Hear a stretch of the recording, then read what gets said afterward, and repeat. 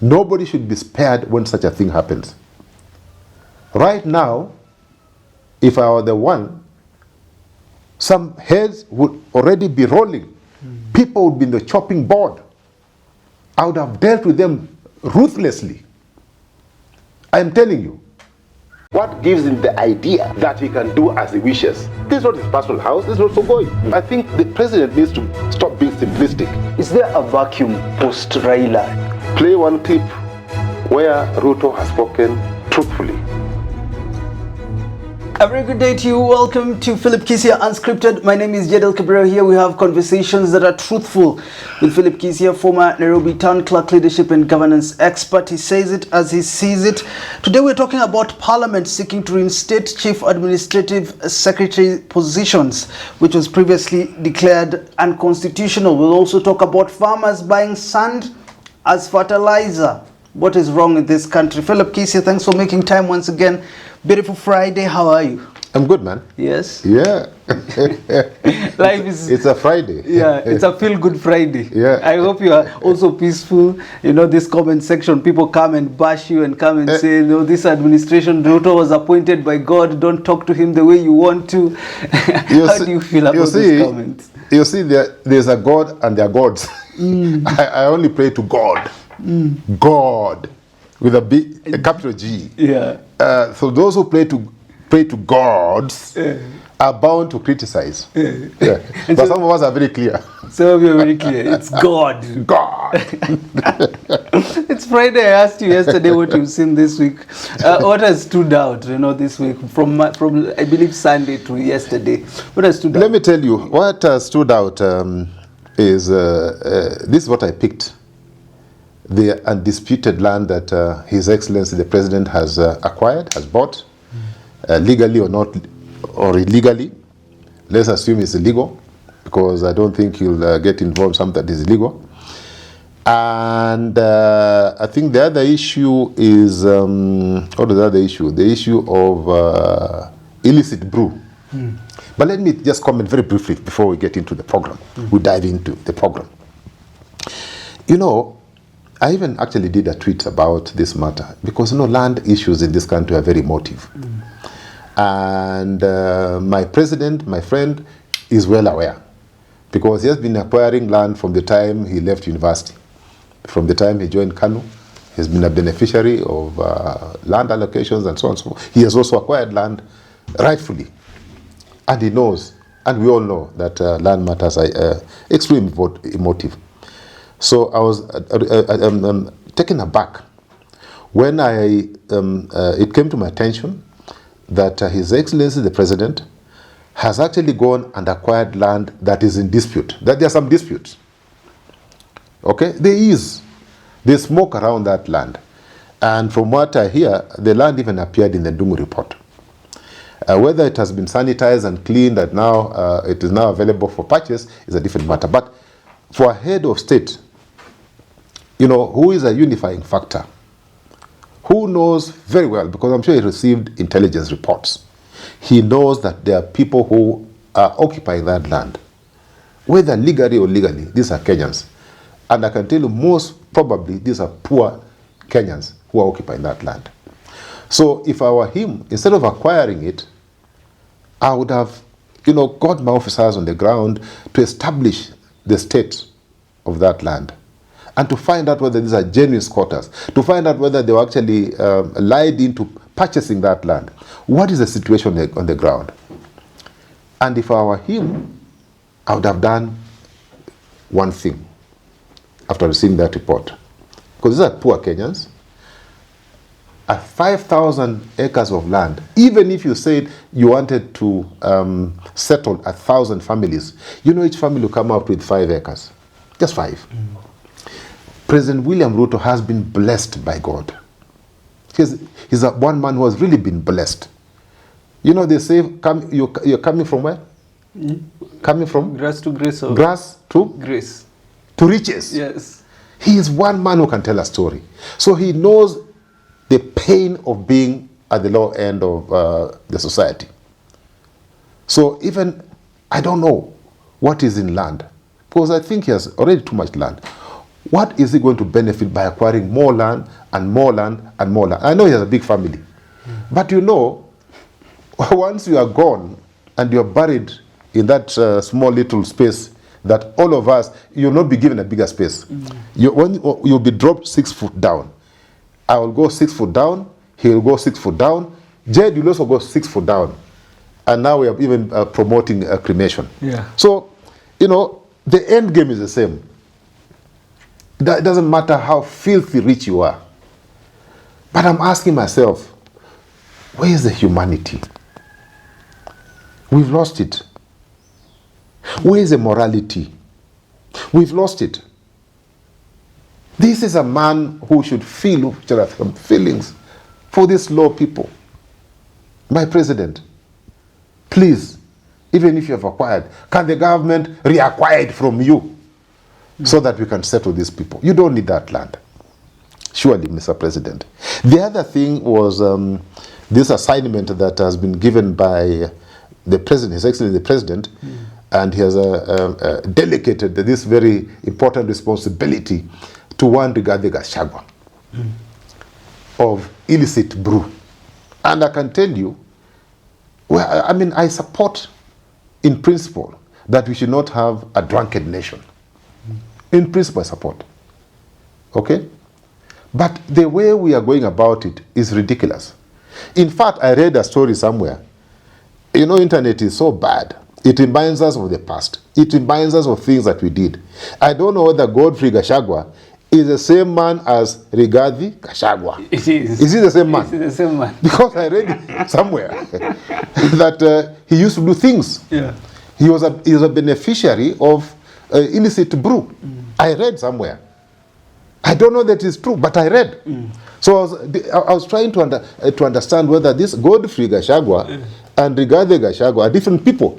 Because Godfrey Gachagua seemed to have been supporting illicit drinks that time, many years ago. That man was a DO. I don't know that he's the same guy. But, you know, they are even saying things, as I read, that this Godfrey Gachagua used to collect 1,000 bob, and there was a matter in court or something like that, you know. And, you know, Christmas, and, you know, either you do 5 prayers or, you know. So, I know people reform. I know people get saved. Yeah. But please always remember where you came from. Because why were you doing what you were doing that time? Yeah. That is now so sinful in this day and age. So, but if you ask me, really, what we should be dealing with, why we should be asking ourselves, raiding those places will not help. You will raid them 1,000 times, 100 times, it will not help. What we need to ask ourselves is, why are people getting involved in overindulging in alcohol? Why? Okay, why? There's a problem. There could be a mental, psychological problem, but I suspect the biggest thing is that people have nothing to do. People have no form of employment. And the only solace they can get is from this cheap and illicit alcohol. That is why it is thriving. If people are so busy, like in Japan, in China, where people are so busy, they have no time for leisure. People are working, and the time probably have for leisure is maybe an hour. So you leave office and you quickly go and take your 1, 2, 3, and you're home, because you have to report to work the following day. So let us create jobs for our people. This thing will just disappear automatically. Okay. The other thing is, of course, now improving the quality of illicit brew, like Ugandans have done. Ugandans, they are changa. They say, you know, you guys are smart. They're smarter than us. They said, and we have good drinks. They said, instead of fighting these people, is there a way we can improve this thing and make it into a product that people can consume that is safe? They've come up with waragi. Okay? Finally, in fighting this thing, if you're not careful, people are going to turn people into multi-billionaires from just harassing Kenyans and collecting bribes from people. Okay. I support the president and this administration in ensuring that we have a sober nation. But again, I want us to be sober in all fronts. I want us to be sober from our mouths, the things we utter. I want us to be sober above the waist. I want us to be sober also below the waist. Because you are saying people are wasting time. You could be wasting time on other things that don't help this country. Because this is what the president was pushing. This is how his administration is. I remember Sonko saying now tunakunywa tu chai. There is no space for alcohol in this administration. Is this right? Isn't this the way to go? Let's have a sober country. I said, Jed, I believe, when you say sober, it's not just alcohol. We must be sober in everything. There are people so active in other areas and other things that they are not productive. That the end product will not move this country forward. Okay? So don't just focus on one area. That people who take wine or waragi or whatever drinks they take, even overtaking tea can be dangerous. Okay? Overindulging in other things can also be dangerous. Can create a population that you cannot manage. You get my point? Yes. So let us be holistic in terms of approaching issues. Let us not just pinpoint in one area. Okay? I'm saying I'm not supporting people who brew dangerous and bad drinks that are going to destroy our people. But is there a way we can help these people produce quality drinks? Is there a way? Because that's one way of creating employment. Yeah? Because otherwise, you'll continue forcing us to import drinks which are very expensive. We're using our dollars. Why can't we sit down with these people and say, okay, fine, what you're producing is poison. But how can we help you to produce products that are safe for consumption for our people? Yeah. That is what we must be doing. But not harassing Kenyans. They are not drinking cheap and illicit drinks because they want to. They are not stupid. But they find themselves in a situation where they just have to drink this thing. Conversation for today is all about making Kenya better. Let's talk about the Justice and Legal Affairs Committee of the National Assembly, who has given a report on it. In one of the recommendations, they say it has approved the provisions of the bill relating to the National Government Coordinating Act 2013 with amendments proposed in the schedule of amendments. These are amendments to have the Chief Administrative Secretary positions in place. I want us to talk a little bit about this because the courts termed this unconstitutional. Why are we having the assistant ministers if they are? We have principal secretaries, we have cabinet secretaries. Is there room for cabinet secretaries, and what are the implications of having this role in our current government? You see, our parliament, which is a castrated parliament, is a parliament that is of no use to Kenyans, and I've said this many times. They are pretending to cure a matter that has been declared unconstitutional by amending the National Governance and Coordination Act of 2013. They are pretending. It's an act of parliament. It's not a constitutional matter. Okay? So they are avoiding dealing with what the courts have said, this matter is unconstitutional, by pretending to cure that through an act of parliament, governance and national coordination of 2013. So it remains unconstitutional. They also then hide and say, okay, fine, because they know they're going to face the wrath of the people. Because on one side, this government has been talking about a bloated government, and they're going to be more efficient. They're going to ensure that we operate using modern technology, and therefore human intervention may not be necessary. That they are going to reduce the payroll and so on and so forth. But here, you are attempting to create jobs that don't exist for 22 characters. Some of them who only hold birth certificates. Okay? You are trying to create jobs for them that don't exist anywhere in the structure. Okay? It is, I can tell you, Jed, it's most unfortunate. It reminds me of the Kanu era, where we had assistant ministers who had no jobs. Their jobs were just to sit in the offices and read newspapers and drink tea and earn a salary. That was the job of an assistant minister.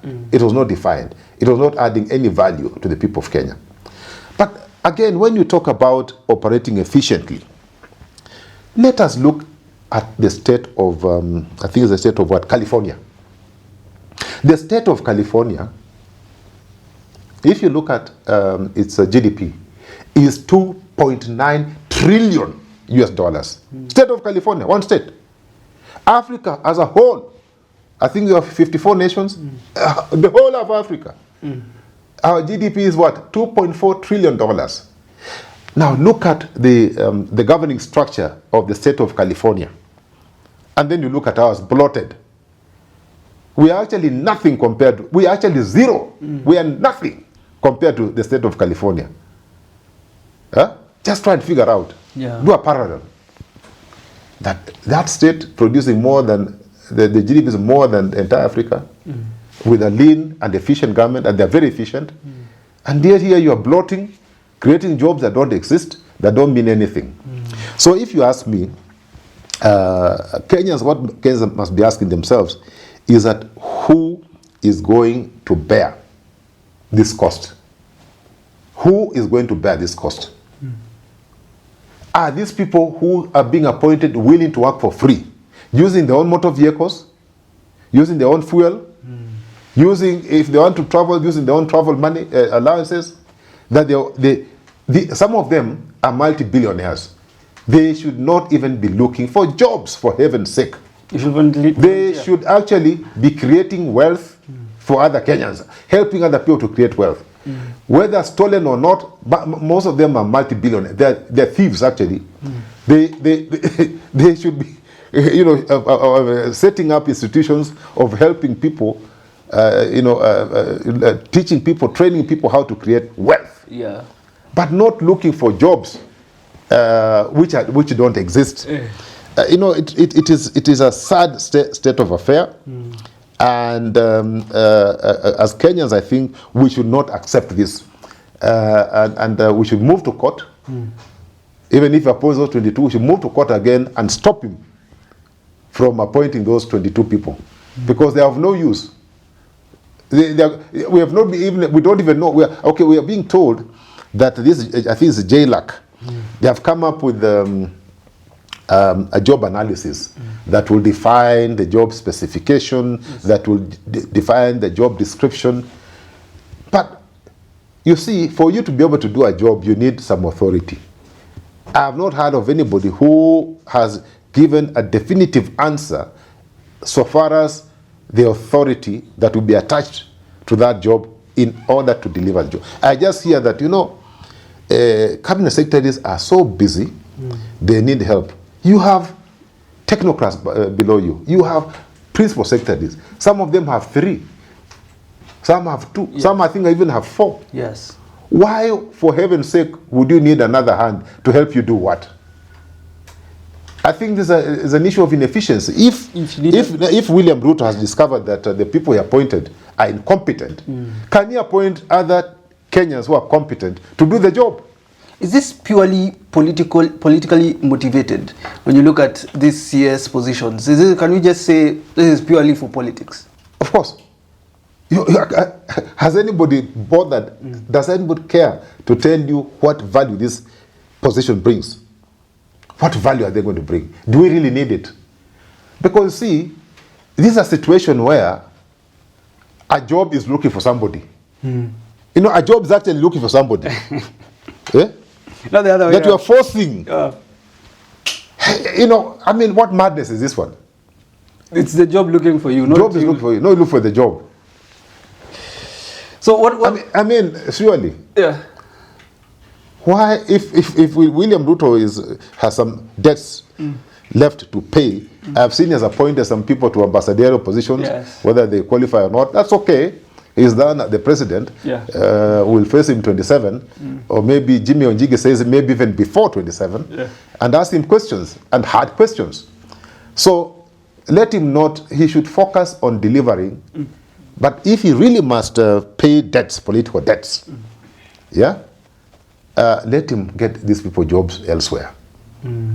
Okay, chairman of something, even chairman of a boarding school or something, And some of them, as I said before, they are extremely wealthy people who should actually retire, focus on their business, and even set up institutions to help other Kenyans learn how they made that money. if it was made genuinely, if it was made without raiding public coffers. Teach us how to make this money. Don't tell us that you are doing some loaf of breads, and from the loaf of breads you become a multi-billionaire, that you've been selling eggs, and from nowhere you're a multi-billionaire. Please, stop that nonsense. We go back to what we say, ni God, he's here, ni God. But let's finish this conversation with the expose by Africa Uncensored Media Company. And came out and revealed to Kenyans that there are farmers who are actually part of our subsidy program to receive fertilizers. And these fertilizers they received are actually sand on bags. Kisia, you watched this expose on NTV, I believe. What does this mean about the effectiveness of this fertilizer program? Because farmers are paying, I believe, 4,500 to 3,500 shillings. You go kwa shamba, you go to that grain or maize, unapwaga mchanga hapo instead of fertilizer. What country are we living in? You see, first of all, Jed, I think it's a sad state of affairs. Because my wife is a coffee farmer. And I can see the struggles she goes through. I can see the effort she puts through to ensure that she has a very good yield, to ensure that the quality of her coffee meet international standards. So when I saw this story, and we must be careful because I think it's a matter that is being prosecuted in court. Yes. When I see this story of Kenyans being sold soil instead of fertilizer, and let mark you, Jed, even the fertilizer the government talk about subsidizing is not available, because my wife has been looking for that fertilizer. She's buying fertilizer at 6,000 per bag. Not even what you talk about 4,000, 6,000 per bag. Okay, so that one that the government is supplying, I don't know to who it is supplying, where it is being supplied, and what is the criteria. Okay, so back to your point, I think is a very sad state of affairs. It shows that we've lost morality. It shows that this is a country with people who completely lack integrity. It shows that it's a failed state, because we have agencies to deal with this matter, to ensure that we are safe as a country. What will happen to the food security that William Ruto has been talking about? Because if one of the biggest input, which is fertilizer, is not even just compromised, it is fake.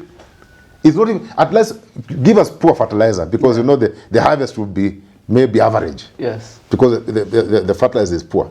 But in this case, Kenyans are being sold soil, muchanga from Kariadus, packaged. Can you imagine where were these KEBS fellows who are supposed to ensure that the products that hit our markets are the right products?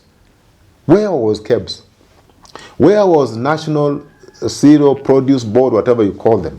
Where were research? Where was DCI? Instead of chasing, and listening to people talking to their girlfriends, where was NIS? Where were they? Because it's a serious matter touching on food security, touching on the safety of Kenyans. And all the agencies were asleep. Don't you think that's a sad state of affair? Don't you think that this is a failed state? If these things can happen? It actually reminded me, Jed, sugar. You remember mercury? Yes. Do you remember? Yeah. Has any action been taken up to now? No. The same agencies, maybe some people have been promoted who allowed mercury. We have been feeding on mercury, maybe even feeding on mercury, aflatoxin in maize. Have you heard that? Have you seen a report? Has that been dealt with? Even this story will die. We are living in a completely failed state. Does this raise a broader issue? Because now we don't know what KEBS is doing. Might it be that our supermarkets are selling things that can cause harm to our body? Because we're talking about NIS, we're talking about DCI, we're talking about KEBS. Is this raising a broader issue about food security in this country? Jed, I would rather look at this thing broadly. And I think I've identified a few areas that we need to be talking about. So just being simplistic. One, the issue of corruption. Two, the issue of a lack of oversight by the agencies. Three, the issue of accountability, deficiency. Four, the issue of governance. Now, let me start by talking about corruption, because it's systemic. You know, when you allow people, you give people a chance to provide, to manage our affairs, to provide leadership in certain sectors of our economy, and the only thing they understand is greed at whatever cost, that you will do anything so long as you want to make money for yourselves and probably make money for your masters, the people who have put you in that office. You don't care anymore. You know, your DNA is just about money making. You don't care about the lives of the people. You don't care about the future generations of this country. Okay? Then, the issue of oversight. Who is supposed to be oversighting these processes? Who? We have agencies, as I said earlier, who have been mandated to oversight, to ensure that the products that hit the market are quality, that are safe. Are they doing their jobs? And if they're not doing their jobs, where is the minister concerned? And if the minister is not performing, how come the president has not taken action? Where is our parliament? I read somewhere that the president gave an order for 3 days. Yes. The thing has died. We are not talking about it. So who is behind this thing? Who has been given the mandate and has failed to do the job? And the president is not even acting. The minister has gone mute. Accountability deficiency, it comes in. Because if indeed, you know, in a civilized nation, for such a thing to happen, so many heads would have rolled by now. So many heads. The minister would have offered resignation without even being told. Kindikti, instead of studying at Harambee House, issuing threats to Haitians that he's coming, that I'm coming, his people should be dealing with this mess. Yeah. Because, we talk about food security. The president should be acting. Then finally, the issue of governance challenges that we have. Are we transparent even in the way that the whole process is carried out? Right from budgeting, right from allocating the resources, going to where these fertilizers are being procured, how are they being transported, how do they end into the market, how do we ensure that they are safe? You get my point? Yes. Then there is the issue of, either lack of cultural integrity. As a people, we actually need to retrace our steps and go back and ask ourselves, are we doing the right thing? Should we be behaving this way as a community of people? Can the way we behave, is it sustainable? Or are we killing the future generations that are coming? Because we're getting into a culture where people believe that to make money, you must make money using whatever method. You can steal, you can kill. We've lost it. We've completely lost our moral fabric. And this is evident. It is. With this case. I've told about maize. I've told about sugar. Now there's fertilizer. And yet, food security, agriculture, is one of President Ruto's agenda. That he wants this country to be food sufficient, food secure. But our actions are betraying us. This is a matter that should have been addressed I read communication from cabinet. It never gave this issue the seriousness it deserves. You are allowing your people to be fed on mercury. You are allowing your farmers, poor farmers, who are already suffering, to be sold soil, and no action has been taken. Nobody has resigned. Nobody's in jail. Surely. How has this impacted public trust and confidence in government initiatives? Because now we are thinking, how can I trust the government to provide anything for me?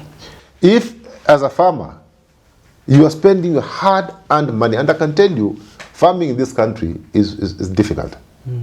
It's not very easy, Jed. The inputs are so expensive. The labor cost is there. The inputs such as fertilizer and pesticides and what have you are so expensive that what the farmer ends up getting is almost nothing. Okay? Then you even allow this to happen? Do you think that even for 1 minute, already there's mistrust?